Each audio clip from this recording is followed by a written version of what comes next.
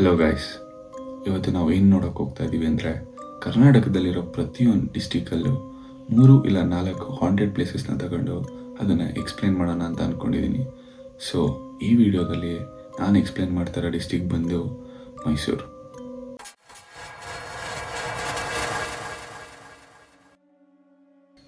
ಈ ಸ್ಟೋರಿ ಬಂದು ನಮ್ಮ ಅಣ್ಣನ ಫ್ರೆಂಡ್ಗಾಗಿರೋ ಒಂದು ರಿಯಲ್ ಇನ್ಸಿಡೆಂಟ್.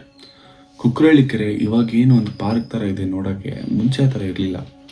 ಲೈಕ್ ಅದೊಂದು ಸೂಸೈಡ್ ಸ್ಪಾಟ್, ಮತ್ತು ಕೊಲೆ ಎಲ್ಲ ಮಾಡಿ ಆ ಬಾಡಿಗಳನ್ನ ತಂದು ನೀರೊಳಗಡೆ ಎಸ್ಬಿಟ್ಟು ಹೋಗ್ತಾಯಿದ್ರು. ಸೊ ಅವಾಗ ಪೊಲೀಸವ್ರು ಏನು ಮಾಡ್ತಾರೆ ಅಂದರೆ ಆ ಕೆರೆ ಸುತ್ತ ಫೆನ್ಸಿಂಗ್ ಹಾಕ್ಸಿ, ಮತ್ತು ಅಲ್ಲಿ ಯಾರು ವಾಕ್ ಮಾಡಬೇಕು ಅಂದ್ರೂ ಪರ್ಟಿಕ್ಯುಲರ್ ಟೈಮಲ್ಲಿ ಮಾತ್ರ ವಾಕ್ ಮಾಡಬೇಕು. ನೈಟಲ್ಲಿ ಪ್ಯಾಟ್ರೋಲ್ ಮಾಡೋಕ್ಕೆ ಸ್ಟಾರ್ಟ್ ಮಾಡ್ತಾರೆ. ಅವಾಗ ಲೈಕ್ ಎಲ್ಲ ಕಂಟ್ರೋಲಿಗೆ ಬರುತ್ತೆ. ಇನ್ನು ಕತೆ ಕಡೆ ಬಂದರೆ ನಮ್ಮ ಅಣ್ಣನ ಫ್ರೆಂಡ್ ಜೊತೆ ಇನ್ನಿಬ್ಬರನ್ನ ಕರ್ಕೊಂಡವರು ಫಸ್ಟ್ ಟೈಮ್ ಕುಕ್ರಳ್ಳಿ ಕೆರೆಗೆ ವಾಕಿಂಗ್ ಮಾಡೋಕ್ಕೆ ಅಂತ ಹೋಗ್ತಾರೆ. ಅವ್ರಿಗೆ ಫಸ್ಟ್ ಟೈಮ್ ಆಗಿರೋದ್ರಿಂದ ಲೈಕ್ ಓಪನಿಂಗ್ ಟೈಮಿಂಗ್ಸ್ ಆಗಿ ಕ್ಲೋಸಿಂಗ್ ಟೈಮಿಂಗ್ಸ್ ಆಗಲಿ ಗೊತ್ತಿರಲ್ಲ. ಸೊ ಅವ್ರು ವಾಕಿಂಗ್ ಸ್ಟಾರ್ಟ್ ಮಾಡಿದಾಗಲೇ 6 ಆಗಿಬಿಟ್ಟಿರುತ್ತೆ. ವಾಕಿಂಗ್ ಮಾಡ್ತಾ ಮಾಡ್ತಾ ಅಕ್ಕಪಕ್ಕ ನೋಡ್ತಾರೆ, ಕತ್ಲೇನೋ ಆಗಿರುತ್ತೆ ಮತ್ತು ಒಬ್ಬರು ಇರಲ್ಲ. ಸೊ ಇವ್ರೇನು ಮಾಡ್ತಾರೆ, ಟೈಮ್ ಆಗಿರಬೇಕು, ನಡೀರಿ ಹೋಗೋಣ ಅಂತ ಅಂದ್ಬಿಟ್ಟು ಗೇಟ್ ಕಡೆ ಹೋಗ್ತಾ ಇರ್ತಾರೆ. ಆವಾಗ ಒಬ್ರದ್ದು ಲೇಸ್ ಬಿಚ್ಚೋಗಿ ಅವರು ಅಲ್ಲೇ ಕೆಳಗಡೆ ಕೂತ್ಕೊತಾರೆ ಕಟ್ಟಕ್ಕೆ ಅಂತ. ಬಟ್ ಇನ್ನಿಬ್ಬರು ಪಾಸ್ ಆಗ್ತಾರೆ. ಪಾಸ್ ಆದವ್ರು ಏನು ಮಾಡ್ತಾರೆ, ಎಲ್ಲೋ ಬಾರೋ ಅಂತ ಅಂದ್ಬಿಟ್ಟು ಕರೆಯೋಕ್ಕೆ ಹಿಂದೆ ತಿರುಗಿ ನೋಡಿದ್ರೆ ಒಂದು 400 ಮೀಟರ್ಸ್ ದೂರದಲ್ಲಿ ಯಾರೊಬ್ಬರು ವ್ಯಕ್ತಿ ನಿಂತ್ಕೊಂಡು ಇವ್ರನ್ನೇ ನೋಡ್ತಾ ಇರೋ ಥರ ಕಾಣಿಸುತ್ತೆ. ಆ ವ್ಯಕ್ತಿ ಎಷ್ಟು ಹೈಟ್ ಇರ್ತಾನೆ ಅಂದರೆ 7ರಿಂದ 8 ಅಡಿ ಇರ್ತಾನೆ. ಲೈಕ್ ಇವಾಗ ಯಾವ್ದಾದ್ರು ಒಂದು ವಸ್ತುನೇ ಆಗಲಿ ವ್ಯಕ್ತಿನೇ ಆಗಲಿ ದೂರದಲ್ಲಿದ್ದರೆ ಅದು ಚಿಕ್ಕದಾಗ್ತಾನೆ ಕಾಣಬೇಕು. ಬಟ್ ಇಲ್ಲಿ ಅವನು ಅಷ್ಟು ಹೈಟಾಗಿ ಕಾಣಿಸ್ತಾ ಇರ್ತಾನೆ. ಸೊ ಇವರು ಯಾರು ತಲೆ ಕೆಡ್ಸ್ಕೊಳಕ್ಕೆ ಹೋಗಲ್ಲ, ಏನೋ ಇರಬೇಕು ಬಿಡು, ಯಾವ್ದ್ರ ಮೇಲೆ ನಿಂತಿರ್ಬೇಕು ಅಂದ್ಬಿಟ್ಟು ಸ್ವಲ್ಪ ಮುಂದೆ ಮೂವ್ ಆಗ್ತಾರೆ. ಮೂವ್ ಆಗಿಬಿಟ್ಟು ಮತ್ತೆ ಹಿಂದೆ ತಿರುಗಿ ನೋಡಿದ್ರೆ ಅವ್ನು ಮತ್ತೆ ಇವ್ರನ್ನೇ ನೋಡ್ತಾ ಇರ್ತಾನೆ. ಸೊ ಅವಾಗ ಇವ್ರಿಗೆ ಏನಂತ ಅನ್ಸಕ್ಕೆ ಸ್ಟಾರ್ಟ್ ಆಗುತ್ತೆ ಅಂದರೆ ಲೈಕ್ ನಾವು ನಡೆದ್ರೆ ಅವನು ನಡೀತಾ ಇದ್ದಾನೆ, ನಾವು ನಿಂತ್ಕೊಂಡು ನೋಡಿದ್ರೆ ಅವನು ನಮ್ಮನ್ನೇ ನೋಡ್ತಾ ಇದ್ದಾನೆ ಅಂತ ಅನ್ಸ್ಬಿಟ್ಟು ಓಡೋಗಕ್ಕೆ ಸ್ಟಾರ್ಟ್ ಮಾಡಿಬಿಡ್ತಾರೆ. ಗೇಟ್ ಹತ್ರ ಓಡೋಗಿ ನೋಡಿದ್ರೆ ಗೇಟು ಕ್ಲೋಸೇ ಮಾಡಿಬಿಟ್ಟಿರ್ತಾರೆ. ಆದರೂ ಕಷ್ಟಪಟ್ಟು ಆರಿ ಆಚೆ ಹೋಗ್ಬಿಟ್ಟು ಮತ್ತೆ ಆ ಗೇಟಿಂದ ಈ ಕಡೆ ನೋಡಿದ್ರೆ ಅವ್ನು ಮತ್ತೆ ಇವ್ರನ್ನೇ ನೋಡ್ತಾ ಇರ್ತಾನೆ. ಸೊ ಅವಾಗ ಏನು ಮಾಡ್ತಾರೆ, ಅವರು ವಾಚ್ಮ್ಯಾನ್ ಹತ್ರ ಹೋಗ್ಬಿಟ್ಟು ಏನಕ್ಕೆ ಇಷ್ಟು ಬೇಗ ಗೇಟ್ ಬಾಕ್ಲಾಕಿದ್ದೀರಾ ಅಂತ ಕೇಳಿದ್ರೆ ಅವನೇನಂತ ಹೇಳ್ತಾನೆ ಅಂದರೆ, ನಿನ್ನೆ ಇಲ್ಲಿ ಪೊಲೀಸವ್ರಿಗೆ ಒಂದು ಬಾಡಿ ಸಿಕ್ತು ಗಣಪ್ಪ, ಅದಕ್ಕೆ ಪೊಲೀಸವ್ರು ಹೇಳಿದ್ದು ಸ್ವಲ್ಪ ಬೇಗ ಬಾಕ್ಲಾಕಿ ಅಂತ, ಅದಕ್ಕೆ ಬಾಕ್ಲಾಕಿದ್ದೀನಿ ಅಂತ ಹೇಳ್ತಾನೆ. ಇದನ್ನು ಕೇಳಿಸ್ಕೊಂಡು 3 ಜನ ಶಾಕ್ ಆಗಿ ಅವ್ರ ಗಾಡಿ ಹತ್ರ ಹೋಗಿ ನಿಂತ್ಕೊಂಡು ಆ ಗೇಟ್ ಕಡೆನೇ ನೋಡ್ತಾ ಇದ್ದಾರೆ. ಇವಾಗ ಯಾರೋ ಅಲ್ಲಿ ಇದಿಂದ ಒಳಗಡೆ ನೋಡಿದ್ದಾರೆ ಅಲ್ವಾ, ಸೊ ಅವ್ರು ಆಚೆ ಬರಲಿ ನೋಡೋಣ ಯಾರದು ಅಂತ ಅಂದ್ಬಿಟ್ಟು ಕಾಯ್ತಾರೆ. ಬಟ್ ಅರ್ಧ ಗಂಟೆ ಆದರೂ ಅಲ್ಲಿಂದ ಯಾರು ಆಚೆ ಬರಲ್ಲ. ಸರಿ ಆಯಿತು, ವಾಕಿಂಗ್ ಎಲ್ಲ ಮುಗೀತು, ಸರಿ ಇವಾಗ ಫಸ್ಟ್ ಮನೆಗೆ ಹೋಗ್ಬಿಡೋಣ, ನಮ್ಗೇನಾಯ್ತು ಇಲ್ಲಿ ಅಂತ ಗೊತ್ತಿಲ್ಲ ಅಂದ್ಬಿಟ್ಟು ಮನೆಗೆ ಹೋಗ್ತಾರೆ. ಮನೆಗೆ ಹೋಗಿ ಅವತ್ತಿನ ರಾತ್ರಿ ಮಲ್ಕೊಂಡು ಬೆಳಗ್ಗೆ ಎದ್ದು ನೋಡಿದ್ರೆ 3 ಜನಕ್ಕೂ ಜ್ವರ ಬಂದಿರೋದೆ. ಇದು ಫಸ್ಟ್ ಸ್ಟೋರಿ.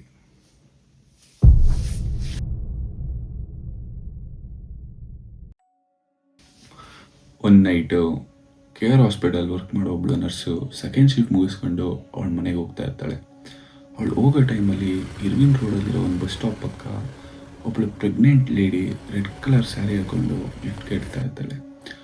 ಇವಳು ಫಸ್ಟೇ ನರ್ಸ್ ಬೇರೆ ಅಲ್ವಾ, ಸೊ ಪ್ರೆಗ್ನೆಂಟ್ ಅಂತ ನೋಡಿ ಗಾಡಿ ನಿಲ್ಲಿಸ್ಬಿಟ್ಟು ಏನಾಯಿತು ಅಂತ ಕೇಳ್ತಾಳೆ.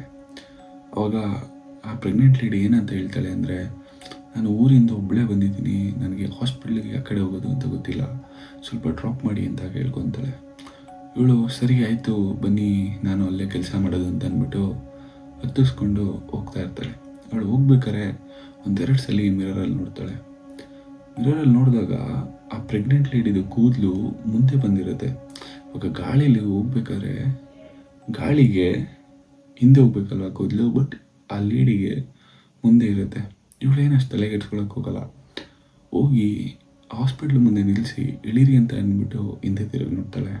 ಬಟ್ ಹಿಂದೆ ಆ ಲೇಡಿನೇ ಇರಲ್ಲ. ಅದನ್ನು ನೋಡಿ ಆ ನರ್ಸು ಹೋಗಿ ವಾಚ್ಮ್ಯಾನ್ ಹತ್ರ ಹೋಗಿ ಕೇಳ್ತಾಳೆ, ಯಾರು ಒಬ್ಳು ಲೇಡಿ ಬಂದ್ಲ ಅಂತ. ಆಗ ವಾಚ್ಮ್ಯಾನ್ ಏನಂತ ಹೇಳ್ತಾನೆ ಅಂದರೆ, ಮೇಡಮ್ ನೀವು ಈಗ ತಾನೇ ಕೆಲಸ ಮುಗಿಸ್ಕೊಂಡು ಹೋದಲ್ಲ, ನೀವು ಯಾಕೆ ವಾಪಸ್ ಬಂದ್ರಿ ಅಂದಾಗ ಆ ನರ್ಸು ನಡೆದಿರೋ ಇನ್ಸಿಡೆಂಟ್ ಹೇಳಿದಾಗ ಆ ವಾಚ್ಮ್ಯಾನ್ ಏನಂತ ಹೇಳ್ತಾನೆ ಅಂದರೆ, ಮೇಡಮ್ ಈ ಥರ ನಿಮ್ಮೊಬ್ರಿಗೆ ಆಗಿಲ್ಲ, ಮುಂಚೆ ಪೆಂಚಾನ್ ಜನಕ್ಕಾಗಿದೆ, ನೀವು ಯಾವತ್ತೂ ಇನ್ನು ಆ ಲೇಡಿ ಆಗಲಿ ಆ ಥರ ಕಾಣಿಸಿದ್ರೆ ಇನ್ನು ಡ್ರಾಪ್ ಕೊಡೋಕೆ ಹೋಗ್ಬಿಡಿ, ಮತ್ತು ಇವತ್ತು ಮನೆಗೆ ಹೋಗ್ಬಿಡಿ, ಇಲ್ಲೇ ಉಳ್ಕೊಂಡು ಬೆಳಗ್ಗೆ ಎದ್ದು ಹೋಗಿ ಅಂತ. ಆ ನರ್ಸು ಅಲ್ಲೇ ಮಲ್ಕೊತಾಳೆ. ಬೆಳಗ್ಗೆ ಎದ್ದಾಗ ಅವಳಿಗೂ ಜ್ವರ ಬಂದಿರೋದೆ.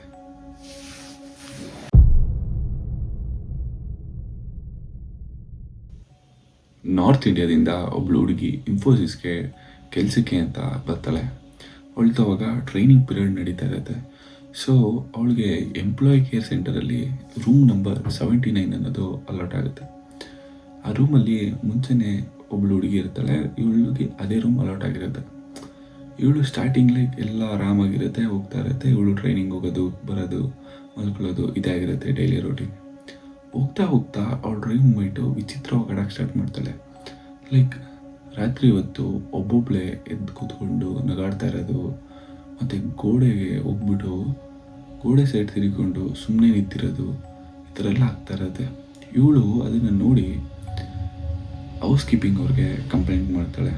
ಹೌಸ್ ಕೀಪಿಂಗ್ ಅವರು ಬಂದು ನೋಡಿದ್ರೆ ಆ ಹುಡುಗಿ ಯಾರು ನಾರ್ತಿಂದ ಬಂದಿರ್ತಾಳೆ ಅವಳಿಗೆ ಬಿಟ್ಟು ಬೇರೆ ಯಾರಿಗೂ ಆ ರೂಮ್ ಅಲಾಟೇ ಆಗಿರಲ್ಲ. ಇಷ್ಟು ದಿನ ಅವಳು ಯಾರ ಜೊತೆ ಇದ್ಲು ಅಂತ ಅವಳಿಗೆ ಗೊತ್ತಿರಲ್ಲ.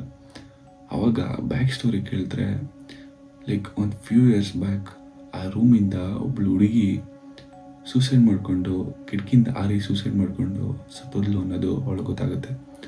ಈ ಇನ್ಸಿಡೆಂಟ್ ಆದಮೇಲೆ ಆ ರೂಮ್ನ ಇವಾಗ ಲಾಂಡ್ರಿ ಅಂದರೆ ಲೈಕ್ ವುಮೆನ್ಸ್ದು ಕ್ಲಾತ್ಸ್ ಒಗೆಯೋಕ್ಕೆ ಯೂಸ್ ಮಾಡ್ಕೊತಾ ಇದ್ದಾರೆ ಅಂತ ನ್ಯೂಸ್ ಇದೆ. ಇದು ನಿಜನಾ ಸುಳ್ಳ ಅಂತ ಗೊತ್ತಿಲ್ಲ, ಬಟ್ ಈ ಇನ್ಸಿಡೆಂಟ್ ನನಗೆ ರಿಡಿಟಲ್ಲಿ ಸಿಕ್ಕಿದ್ದು. ಸೊ ಇದಾಗಿದ್ದು ಇವತ್ತಿನ top 3 haunted places of Mysuru. Thank you.